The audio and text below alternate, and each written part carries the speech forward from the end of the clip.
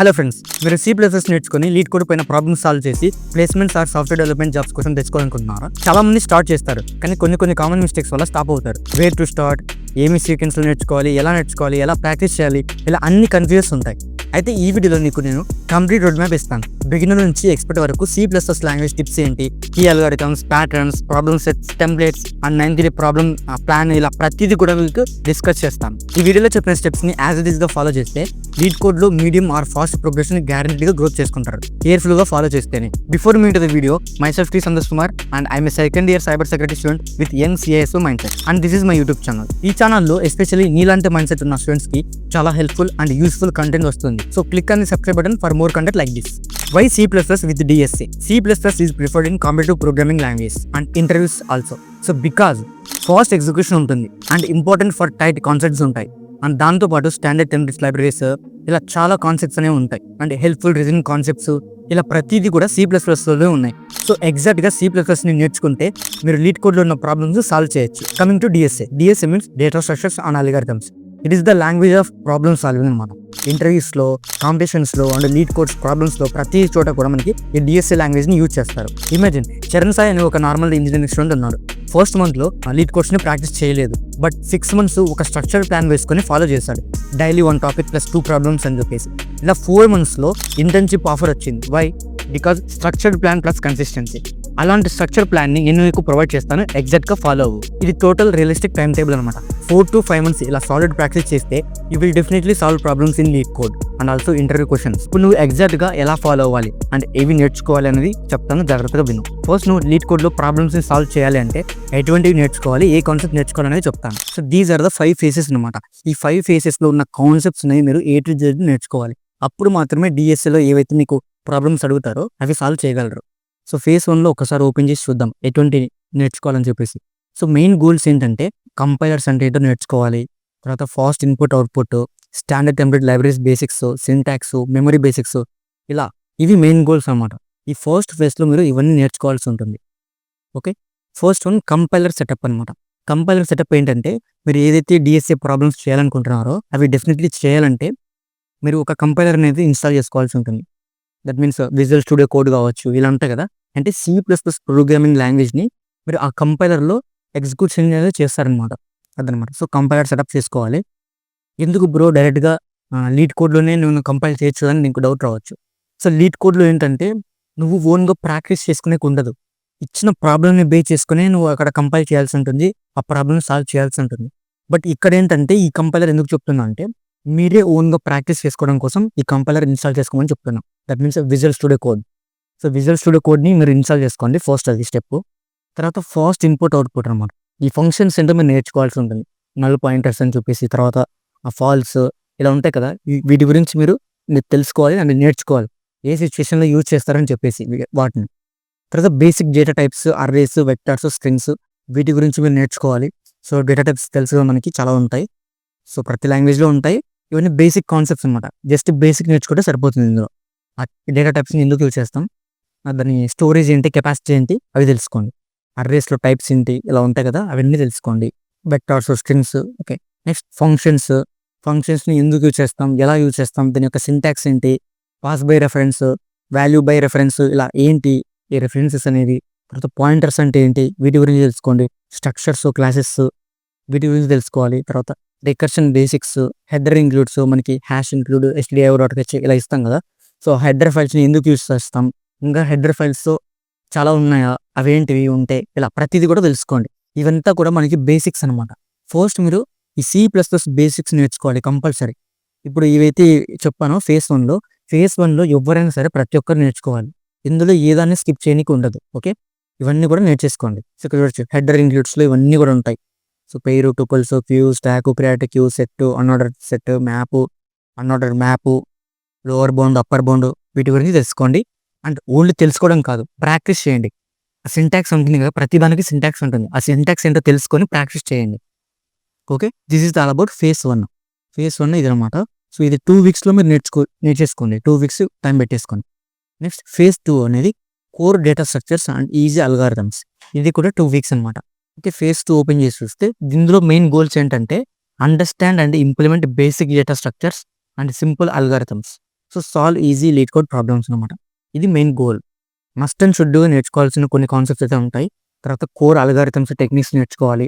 And practice ఏ విధంగా చేయాలని చెప్పేసి, తర్వాత లీడ్ కోడ్ టాపిక్స్ ఏమైనా ఈజీగా ఉండేవి ప్రాక్టీస్ చేయాలన్నమాట. అది ఇలా 4 కాన్సెప్ట్స్ అయితే మీరు మెయిన్గా ఈ ఫేజ్ 2లో తెలుసుకోవాలి, నేర్చుకోవాలి.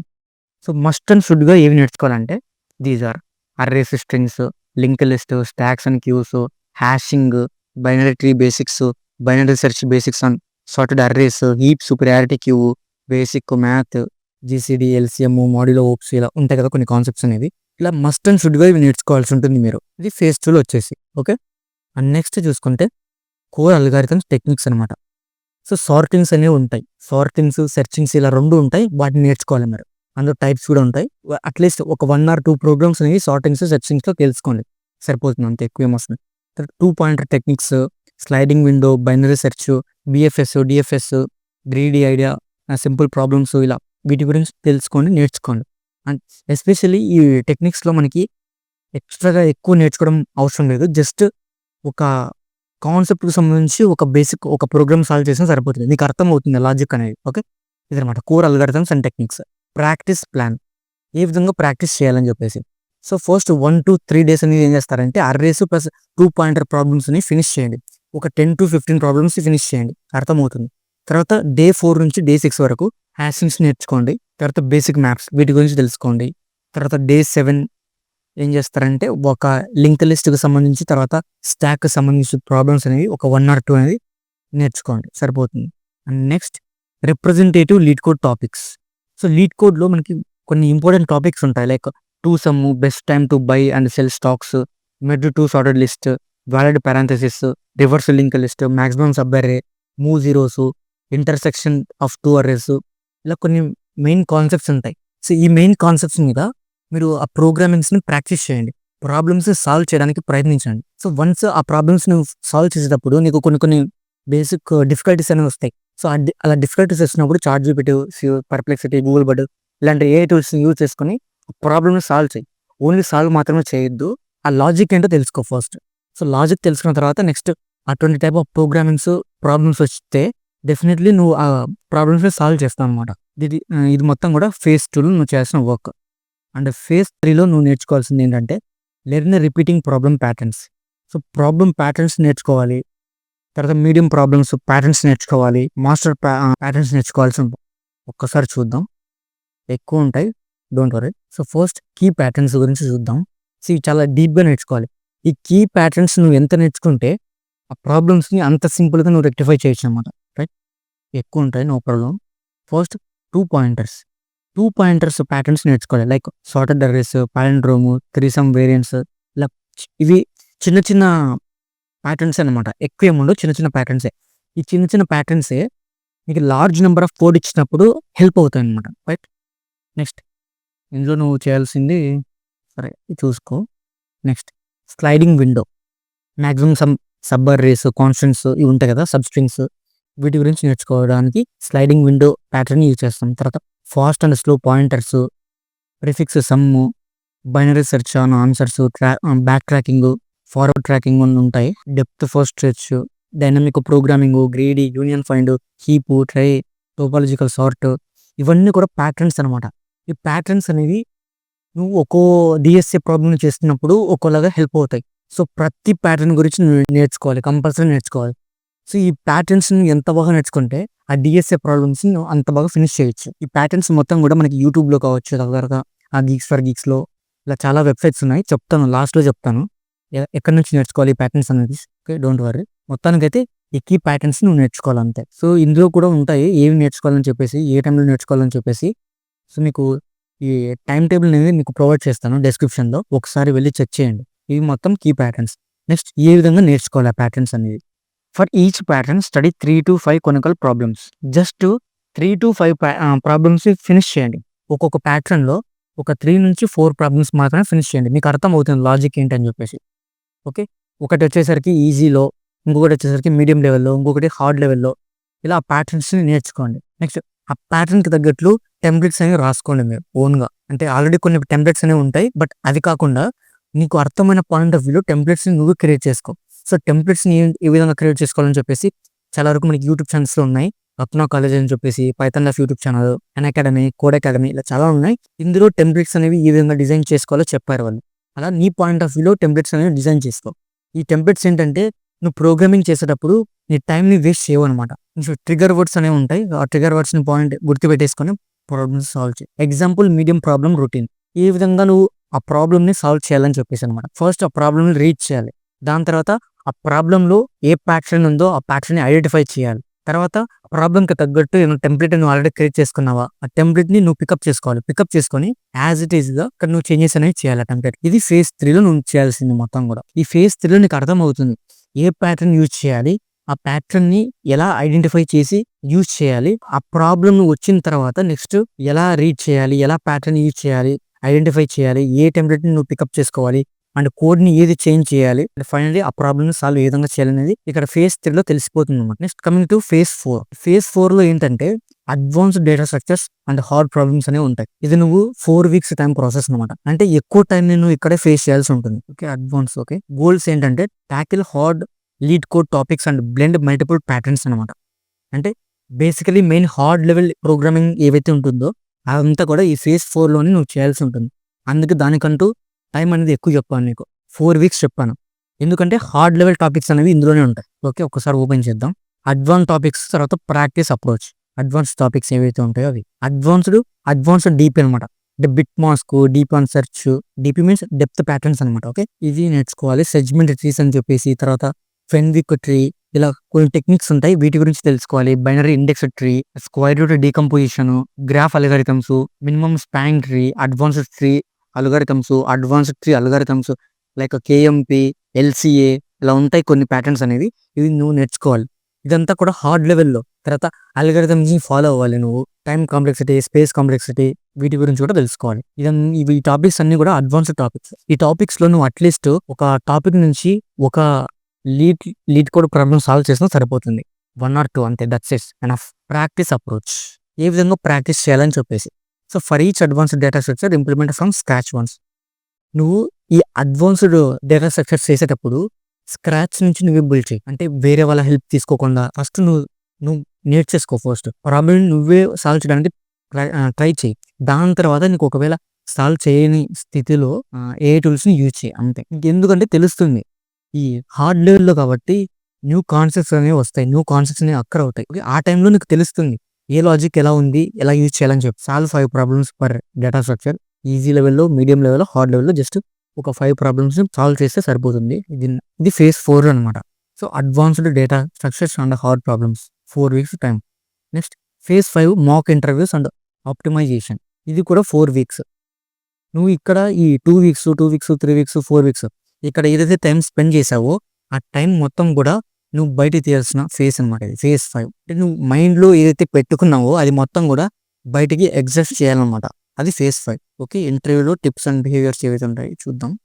Explain your thoughts process clearly. ఇంటర్వ్యూవర్కి నువ్వు నీ మైండ్లో ఏదైతే థాట్ ప్రాసెస్ ఉంటుందో అది ఎగ్జాక్ట్గా వాడికి అర్థమైపోవాలి. నువ్వు ఏ విధంగా ఎక్స్ప్లెయిన్ చేస్తావు అనేది ఎస్పెషల్లీ నీ పాయింట్ ఆఫ్ వ్యూ అది.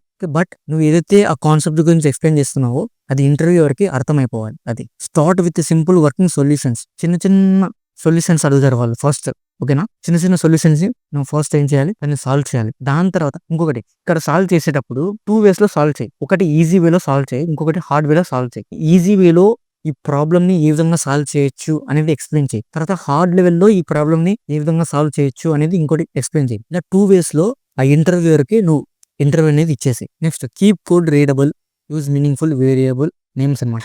ఇంకొకటి ప్రాబ్లమ్ ఇచ్చిన తర్వాత ఇంటర్వ్యూవర్ ఏదో ఎక్స్ట్రాగా వేరియబుల్స్ అనేవి అర్థం కాని వేరియబుల్స్ ఇలా యూజ్ చేయొద్దు. ఆ ప్రాబ్లమ్కి తగినట్లే వేరియబుల్స్, చిన్న చిన్న వేరియబుల్స్ యూజ్ చేయి అంతే. ఇలా మొత్తం ఇంటర్వ్యూ టిప్స్ అండ్ బిహేవియర్స్ తెలుసుకోపో. ఇది ఫేజ్ 5 అనమాట. సో ఇది మొత్తం కూడా నువ్వు ఎప్పుడు చేయాలి, డిఎస్ఏ ప్రాబ్లమ్స్ని సాల్వ్ చేయాలన్నప్పుడు ఈ 5 phases అనేవి డెఫినెట్లీ నేర్చుకోవాలి step by step. Okay, first phase 1లో ఉన్న కాన్సెప్ట్స్ నేర్చుకోవాలి, then phase 2, then phase 3, then phase 4 and ఫైనల్గా ఫేజ్ 5లో వన్స్ ఇంటర్వ్యూకి వెళ్తున్నప్పుడు ఈ ఫేజ్ 5 అనేది హెల్ప్ అవుతుంది. అంతవరకు ఫేజ్ 4 వరకు మాత్రమే నువ్వు నేర్చేసుకుంటూ ఉంది. అండ్ నో ఇప్పుడు ఒక 90 days షెడ్యూల్ ప్లాన్ని చెప్తాను, ఫాలో చేయి డైరెక్ట్గా. దెన్ నెక్స్ట్ ఇప్పుడు నీకు ఏ విధంగా ప్రాక్టీస్ చేయాలని చెప్తాను. ఓకే, అంటే ఒక 90 day ప్లాన్ అనేది చెప్తాను. ఏ విధంగా టాపిక్స్ని ఏ విధంగా సాల్వ్ చేయాలి, ఏ విధంగా ప్రాక్టీస్ చేయాలని చెప్తాను. సో దానికంటూ మెయిన్ ఏంటంటే you can commit 2 hours per day definitely. అది అడ్జస్టబుల్ టైం అనమాట. నువ్వు ఏ టైంలో అయినా సరే 2 అవర్స్, రోజుకు 2 అవర్స్ కూర్చుంటే ఇవి నేర్చుకోగలవు. ఫస్ట్ ఫేజ్ 1 ఏంటంటే ఫస్ట్ 30 డేస్ అన్నమాట. ఇది ఫౌండేషన్ లెవెల్. ఫేజ్ బిలో ఏంటంటే నెక్స్ట్ 30 డేస్. ఇది ప్యాటర్న్స్ ప్లస్ మీడియం. ఫేజ్ సిలో ఏంటంటే ఇది కూడా 30 డేస్ ఉంటుంది. అడ్వాన్స్డ్ ప్లస్ మాక్ టెస్ట్ అనేవి ఉంటాయి ఇందులో. Okay, that's it.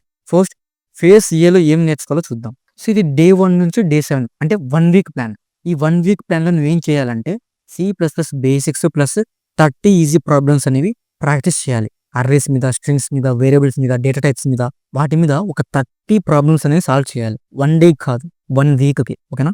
ఒక 1 డేకి ఒక 4 or 5 ప్రాబ్లమ్స్ ఆ విధంగా చేసుకుంటే 7 డేస్కి 7 5 35, 6 5 30. ఓకే, 6 డేస్కి 5 ప్రాబ్లమ్స్, రోజుకు 5 ప్రాబ్లమ్స్ చేసినా సరే ఫినిష్ అయిపోతాయి. నెక్స్ట్ డే 8 నుంచి డే 14 వరకు 2 పాయింటర్ వేరియబుల్స్ ఏంటి, తర్వాత స్లైడింగ్ విండో ప్యాటర్న్స్ ఏంటి, వీటి మీద 30 ప్రాబ్లమ్స్ ఫినిష్ చేయి. డే 15 టు డే 21 ఏంటంటే hash maps, sets, basic math problems, వీటి మీద 30 ప్రాబ్లమ్స్ ఫినిష్ చేయి. డే 20 నుంచి డే 30 వరకు link list, stack, queues, simple trees, వీటి మీద ఒక 30 ప్రాబ్లమ్స్ చేయి. 30 ప్రాబ్లమ్స్ అంటే 30నే చేయాలని రూల్ లేదు ఇక్కడ. నీకు ఆ లాజిక్ అర్థమయ్యే వరకు ప్రాక్టీస్ చేయి, సరిపోతుంది.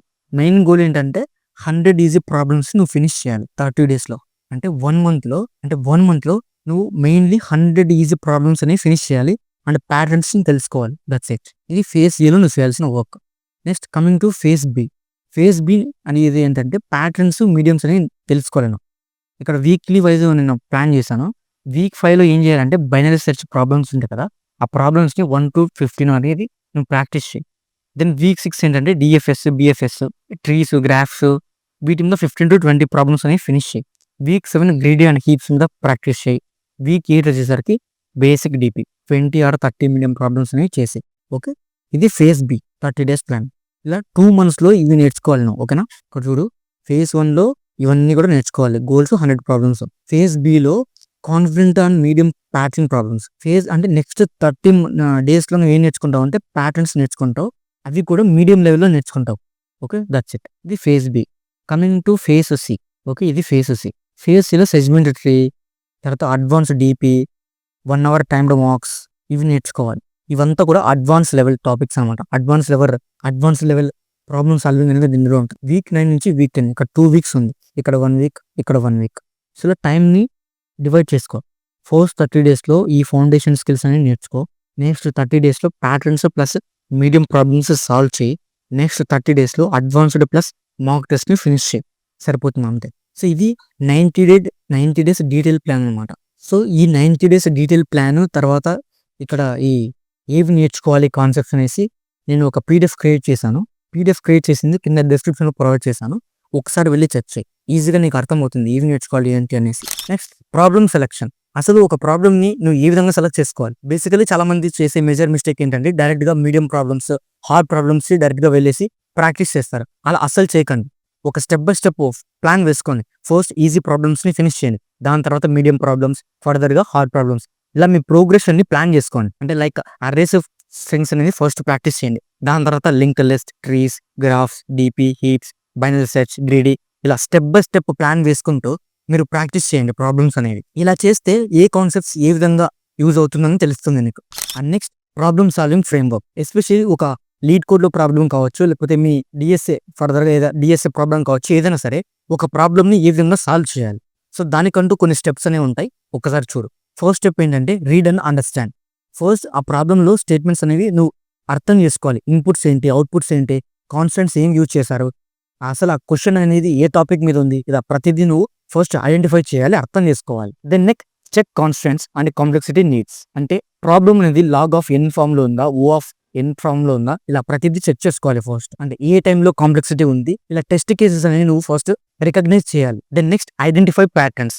అంటే ఆ వేరియబుల్స్ ఉన్నాయా, పాయింటర్స్ ఉన్నాయా, లేకపోతే గ్రాఫ్స్, ఇలాంటి వాటిని అయితే నువ్వు ఈ ప్యాటర్న్స్ని ఐడెంటిఫై అయితే చేయాలి. Then next code. Use templates and small helper functions అనమాట. ఎస్పెషల్లీ మేజర్ మిస్టేక్ ఎక్కడ చేస్తారంటే ఇక్కడ చేస్తారు.